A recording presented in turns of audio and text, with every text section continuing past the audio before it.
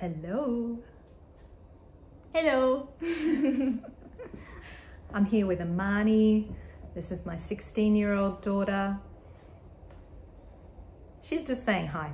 Yes. She's on school break at the moment. So that'll be over by the time you get to do this video. And she'll be working hard on her final stretch of year 10. Woo! Yeah. Anyway, on to this week. Sometimes you and I say things about ourselves that we wouldn't dream of saying to someone else. And sometimes these are the cruelest, most merciless judgments or criticisms. And this is called our inner critic.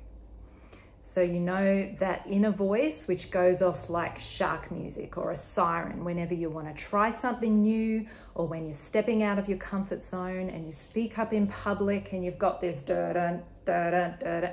So firstly, I want to say that everyone has a judgmental critic that goes off from time to time. And it's just your scared or concerned self that's wanting to protect you from uncertainty or pain.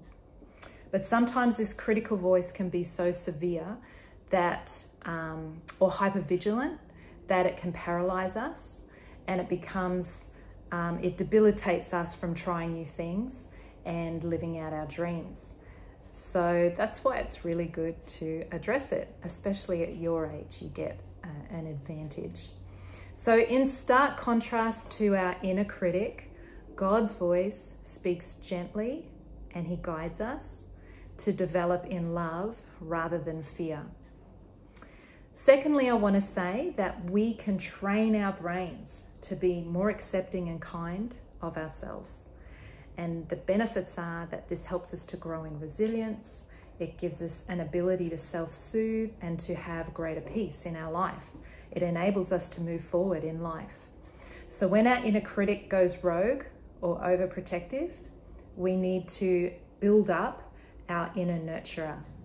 And one of the ways we do this is by training our brain to recognize silver linings, to practice thankfulness, and to develop a growth mindset. And these are all things that we've been doing over these journaling sessions. So today, let's focus on our quest for establishing truth and God's goodness in our lives, especially our thoughts. So the first part of this exercise can be quite confronting. I want you to draw and write things that you say to yourself that are negative or harsh, and I want you to be specific. So this could be something like, you're so stupid, how come everyone else can understand that, but you just don't get it? Seriously, there must be something wrong with you. Not nice, huh?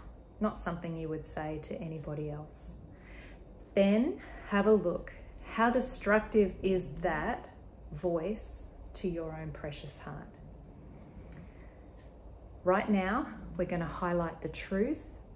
And do you know that this is like an act of worship, because we're honoring God and his creation. And as a child of God, we can remember what he says about us. So if you were writing the truth in the situation, you could include something like, I'm fearfully and wonderfully made, which is something that God says in his word. There is nothing wrong with me. I'm in the process of learning. I'm getting better at asking for help. And even though this doesn't come naturally to me, I'm a natural at different things. And you can train your inner dialogue to encourage yourself to learn and grow and take care.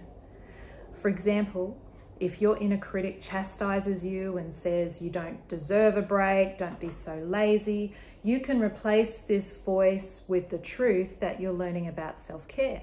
So instead you can remind yourself, well, when I'm well rested and refreshed, I'm much more productive and effective in other areas of my life. Jesus rested from people, he rested from ministry, even God rested. So, okay, Braveheart, let's talk about your inner voice. Write down some of those negative things that you say to yourself, and then read, I've attached a God Says document, and write down some of those things that God says about you, or that your kinder voice says about you, your kinder self. And finally, have a think about how you can reframe some of those negative things that you say. and give yourself permission to be in process, to still be learning or trying or practicing. Give yourself permission to learn and grow. So you can look at the growth mindset document that I've attached as well. And I did this in a couple of different ways. Here I depicted some negative thoughts that someone might experience here.